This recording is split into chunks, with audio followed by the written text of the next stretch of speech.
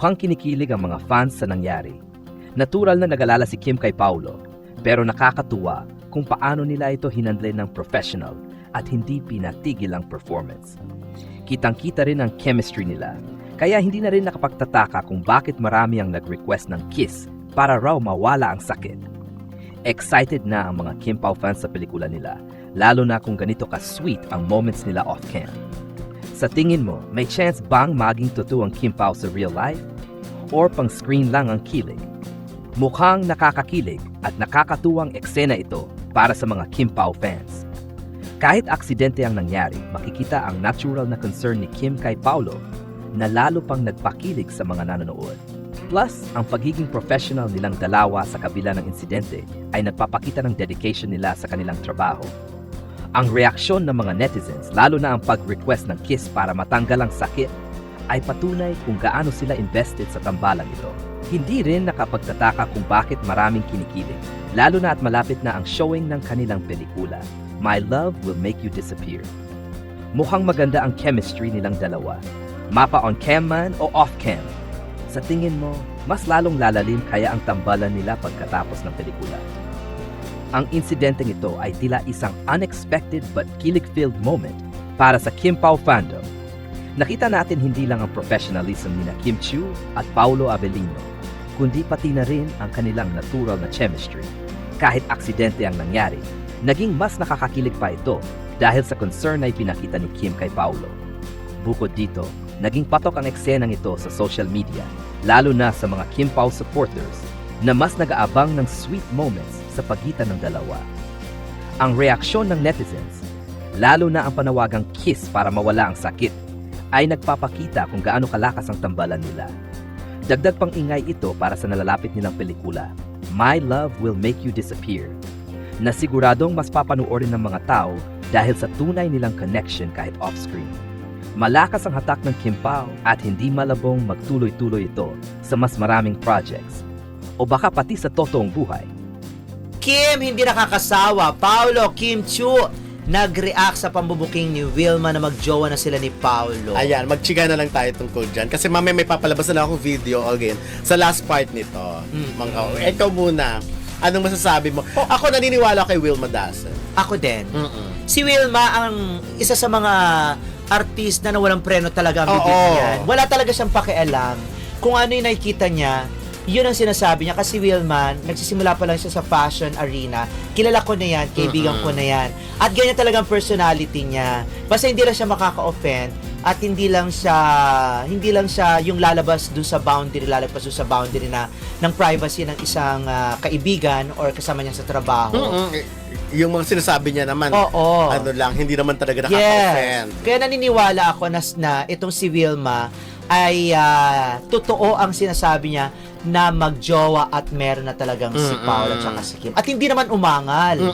Wala namang, hindi naman kumontra, hindi naman dumepensa si Kim. Ang sabi lang ni Kim kahapon, buti ka pa alam mo, yung parang ganyan. Pero syempre, again, nandun kasi ako sa point na parang, kung promotion kasi ito mahirap talagang yun yung dun sumentro ang lahat-lahat. So, at saka, parang wala pa akong isang beses ko pa lang yata na experience yon na may project, tas umamin na in a relationship sila habang naglalakad po si Ray Pumalay. Dumadaan-daan sa Ayan, dahil sa t-shirt. Hindi yun. At saka pala sa grupo nila, binuking nga nila Mike Escudero, Migs, magjowa. Si Migs na, si Wilma talaga ang leader nila. So, kumbaga sila hindi nila daw madiretso yung Kim Pao. Si Wilma daw talaga ang dumidiretso at nagsasabi ng kung ano-ano to. At saka, ang tawag dito, si Wilma pinaka-bully nila dun sa show. Oo, siya talaga. Bully na nice way na mahilig siya mag-joke, mahilig niyang tuksin yung Kim Pao, na wala rin naman magawa itong si Kim kasi ano naman ang ikokontra mo dahil totoo naman, di ba? At saka maganda naman. At ang laki talaga ng pinagbago ni Kim, Alam mo, pag yan dati at sinabing ganito mag-joke, magre-react kaagad si Kim. Magre-react siya ng seryoso, hindi tatawa yan. Parang grabe naman, may ganun. Pero alam mo, apektado. Pero ngayon si Kim, talagang all out, sakay siya talaga. Kumbaga, all mind to give siya talaga, walang kontrahan. Nakakatawa rin kasi kahapon, nung biglang-bigla, Nung Wednesday. ano ba ka? Nung Wednesday, nung gabi. Kasi masama yung pakiramdam. Oo nga eh. Nung Wednesday, na parang si Wilma chika ng chika at hindi niya napigilan sarili niyang halikan si Paolo Abelino. Talagang as in kiss, tas nakita yung reaction ni Ni Kim. Ni Kim talagang gusto mo ba mag-disappear? Miss Wilma, gusto mo ba mag-disappear? Yung ganon. Pa-joke, pero di ba? Oo nga. Talagang agad, may instant reaction. Parang ano to? Nagnanaw ka ng halik. Oo nga. Meron bang Will Pao? Wala namang Will Pao, Wala. di ba? Kim Pao meron. Pero eto kasi si Wilma, gigil na gigil siya talaga kay Paolo. Kasi sa shooting, napakalinis, napakabango daw ni Napakabango. Paolo at napakamarespeto, magginoo talaga siya. So, alam na natin na walang ibang ginagawa si Paolo sa shooting kay Kim kundi ang pagsilbihan at sikasuhin. At pag wala daw Pero parang upuan, mas maasikaso rin si Kim. hindi kasi pag wala daw upuan si Kim, binibigyan daw ng upuan ni Paolo. Oo naman, basic. Diba? Siguro Ginagawa talaga yun. pagdating sa pagkain, siguro yun ang toka ni, yun ang responsibilidad ni Kim bilang jowa. Hindi, totoo naman. Bilang jowa kay Kahit Paolo. yung pag-aayos, di ba, nakita naman natin yun sa mga, nila, out of town or out of the country. So, si Kim yung parang mas binibigyan ng karapatan ni Paolo na mag-ayos sa kanya. Yung mga Maloka ganung ka kung si tipo. Paolo yung nag-makeup kay Kim. Di ba? Why not? Meron di ba ganyan, di ba? Nagplansya ng buhok, ng mga mag-jowa level na yon. Kumbaga parang nasa mga kalahati ng tatakbuhin pa ng kanilang relasyon. At si Paolo talaga, siya yung lalaki na hindi masalita, pero ramdam mo yung pagproteksyon, ramdam mo yung pagiging maginoo, yung pagmamahal, at yung respeto. Kaya naman, Ako, natutuwa kay Kim, yung parang lagi niyang gino-joke pero sinasabi niya sana, Lord, yung ganun. Lalo na pag pinupush siya na parang eto na ba talaga yung last? Si Paolo na ba sana? Yung mga ganyan. di ba sinabi niya sa press con, Yes. ikaw na, di ba? Parang ikaw yung na parang, nga. yun nga kasi, di ba, dekada raw ang mga love team ni Kim, di ba? During teens, si Gerald, 20s, si Sian, at eto na nga, si Paolo na. Alam mo, parang naka-mindset na sila. Ako naniniwala ko, ang endgame na talaga ni Ni Kim, si Paolo. Oo, Yun na totoo. talaga, yun, naka-mindset na siya sa ganung part. Wala naman siya wala iba kasi nagpapasaya kay Kim na nagbibigay sa kanya ng glow ngayon maliban doon sa kanyang career, sa pamilya, sa ganda na nangyayari sa kanyang profesyon, kundi si Paolo eh. Si Paolo kasi ang natatanging lalaki na kapag ka tinutokso mo, hinaharot mo, pinaglalaroan mo, 'di ba? Pini-playtime mo, yung parang ngingiti lang siya pero nakikita mo yung kilig. Kasi kung ibang lalaki yan, baka yung pagsakay niyan hindi natural. Oo, kasi Diba? actually hindi Yung na siya parang- sumasakay halos yung Hindi sa na. lahat. Nansya lang talaga siya, pangiti-ngiti. Pero pag bumanat siya, parang ay, iba rin siya. Katulad nung yung sinasabi niya kay Kim na mag-rehearse muna tayo ng kissing scene. Yun si Kim talaga yung parang kiniting-kiliti yung reaction, yung mga ganun. Well, kasi tinutukso naman nila lagi nagkukulong sa tent yung dalawa. Ikaw ba? Ano? Maniniwala ka nagkukulong sa tent yung dalawa base sa kwento ng mga ng mga kasamahan. Totoo naman talaga nagkukulong yung dalawa yan sa tent. Huwag na lang natin lagyan ng mali siya kasi napaka-imposible. Nagkukulong sila dahil pareho silang pagod. Kumbaga yun yung pagkakataon na pwede silang mag-nap ng tulog and then mag-shooting and then makakapag-usap ng sila lang, di ba, mag-share ng mga stories or kung ano man ang nararamdaman na sa isa't isa, kung ano mga plano.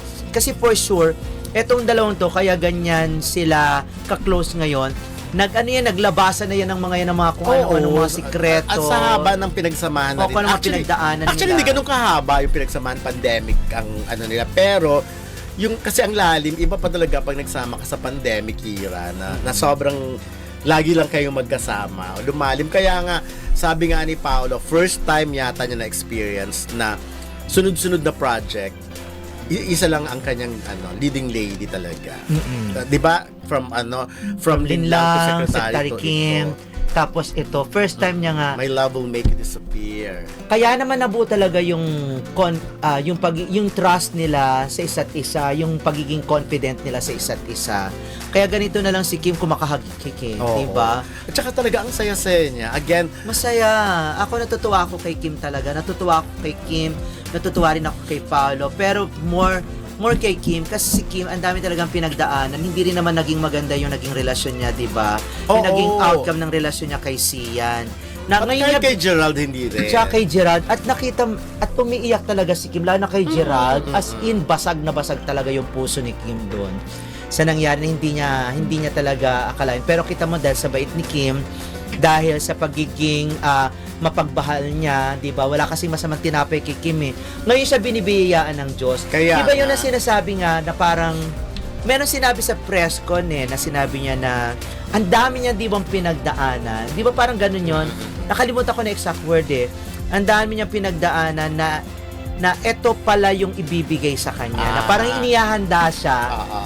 Inihahanda siya ng Diyos para sa dami na pinagdaanan niya, inihanda siya para sa mas magandang future relationship. Parang ganun nga, yung ganun parang yun, rejection is parang redirection to a better life or to Paolo. Parang At saka nakakaloka, di ba tingin siya ng tingin kay Paolo na baka ito na nga, di ba? Di ba Tsaka iba ganun? nga sila magtitigan. Pag, alam nyo, iba kasi ang dating pag nasa monitor lang kayo nanonood kesa sa personal. So makikita nyo lahat ng body language nila. Si Kim talaga ang very touchy sa totoo lang kay Paolo. Yung mga hawak na kay Paolo, mantalang yun nga yung sinasabi, dati ilang na ilang. Sabi nga ni MJ, di ba, nung una parang nagkakailangan halos ayaw mag-usap. Ngayon talaga may hampasan na, may himasan na ng likod. Ginaganon-ganon pa ni Kim si Paolo, ginaganon. At alam mo sa totoo lang, si Kim obvious na gwapong-gwapo siya kay Paolo. Lalo pag ginahawakan niya yung... Ang kinis naman kasi na mukha ni Paolo. Hindi ko, grabe. alam mo, tagal ko na rin kasi hindi nakikita si Paolo ng malapitan eh. Akala ko medyo nagka-age na. Pero hindi, di ba lagi rin puyat? Pero hindi talaga, sabi ko, hindi nga siya tumatanda. Totoo nga. Mas lalo pang bumata ngayon si Paolo kasi nagagawa niya ng umiti, nagagawa niya ng lumabas sa kanyang comfort zone, at natatanging ang gumawa lang nito talaga ay si Kim na nakakahawa kasi talaga si Kim eh. Nakakahawa. Maganda talaga to sa isang couple na meron talagang isang jolly at meron talaga isang tahimik. Oo, Para yun siyang talaga, nahihila. opposite attracts talaga sila dapat.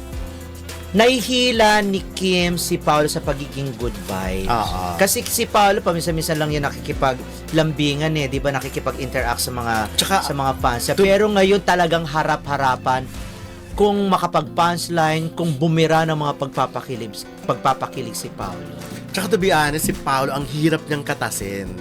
Kasi pag sa interview, talagang kahit ako even before, yung parang pag tinanong mo siya, medyo yung mga gusto mong sagot, hindi niya maibibigay sa iyo eh. Hindi niya ibibigay sa iyo, sasagot lang yan ng ano, ganyan. Pero yun talaga kagabi, nung press con nila, sanay na sa, siya, bigay kung bigay. Nakakatuwa talaga. Ako talaga naniniwala ako magiging box office itong My Love Will Make You Disappear, na talagang magbibigay ito ng good vibes sa lahat ng mga nanonood. Oo, at para lalong mas maging box office hit talaga ito na ako, positive ako nung pa, di ba sinasabi natin, baka nga umabot pa ito ng 1 billion. Pero kung hindi man ito aabot ng 1 billion, at least, hindi ba, kumita siya ng bonggang-bongga. Hindi natin masabi. At hindi natin dapat, ayoko ng comparison na parang, kasi narating ng ganito, dapat marating ng ganon.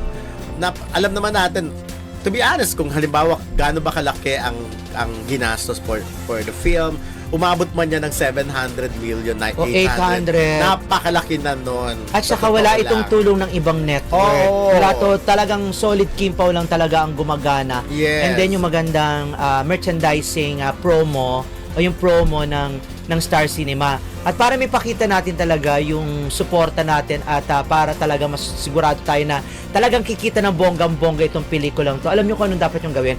Bumili kayo ng t-shirt. Ito po ang Columbia Blue.